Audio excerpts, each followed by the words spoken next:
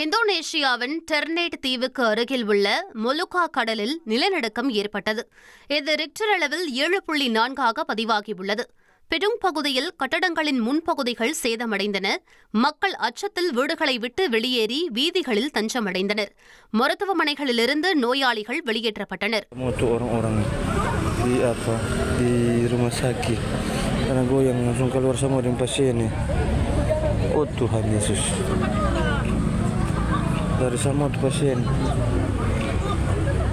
நிலநடுக்கத்தை தொடர்ந்து Indonesia, Philippines மற்றும் Malaysia நாடுகளுக்கு சுனாமி எச்சரிக்கை விடுக்கப்பட்டது.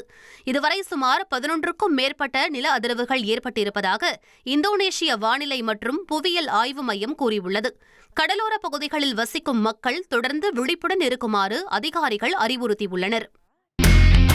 இனி செல்லும் இடமெல்லாம் செய்தி. தந்தி டிவியின் வாட்ஸ்அப் சேனலை ஃபாலோ பண்ணினா செல்ல இருக்கும் இடமெல்லாம் செய்தி. இதோ QR கோட் இப்பவே ஸ்கேன் பண்ணுங்க, ஃபாலோ பண்ணுங்க.